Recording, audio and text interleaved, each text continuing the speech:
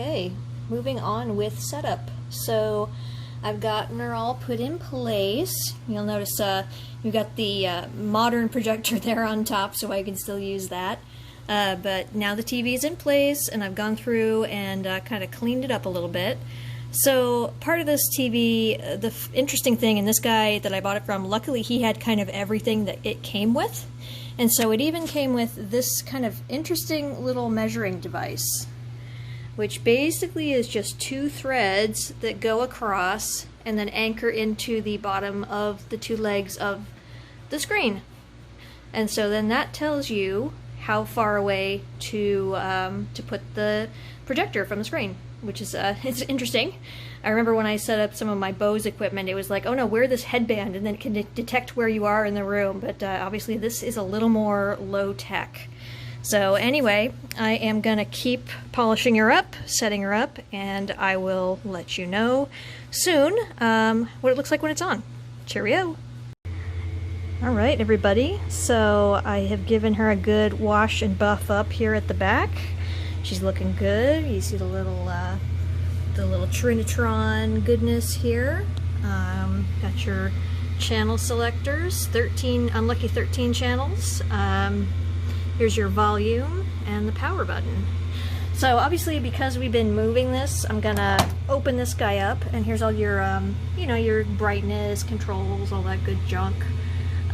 Some nifty little channel programming things, and then under here is the convergence. So you are with me as I'm going to press the power button on this guy and see what happens. Something's happening. Might take it a minute here. Oh, and I see video, because I'm watching Elvira, Mistress of the Dark is the first tape that I chose to test this with. I did promise Mike and Craig that I would do Blade Runner, but this one was handy, so we'll do that next. But in the meantime, we definitely want to check the convergence on here, so we'll go into test mode.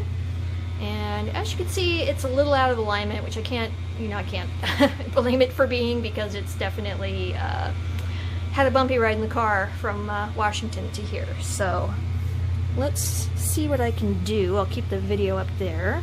And dial that right in there. That looks pretty good. And we'll just get it. Yeah, these knobs, it's kind of, actually this is a lot easier than the one, my KP-5000 I have upstairs, because that one has a really complicated convergence pattern, which is not terribly fun to converge because some little piece of it is always off. But this looks good, so I'm gonna go back to video mode, and yeah, you know, it looks like VHS, so, which is in this case a huge victory. So I am super excited about this. Actually, let me turn up the volume and see what she sounds like.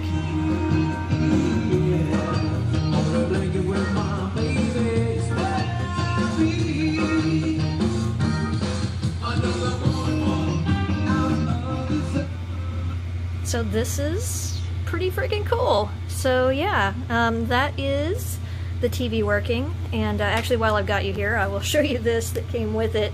This guy that I bought it from, I looked it up, and it said that he had bought it in January of 1981 for $3,000, which is about $8,500 now. But it came with this nifty marketing sticker, which I am not sure if I'm going to leave it on here or if I'm actually going to frame it, because, like, I'm sure this is maybe the only one of these left from this TV. So, yeah, anyway, I'm looking forward to a lot of movie nights down here, especially in the after times, you know, when we can all get together again, and, yeah, hit me up. So, it does look like I need to move the screen over a few inches to the right here, because, yeah, it's, not entirely on the screen, but I will work with that next, and thanks for sticking with me with this. Cheerio!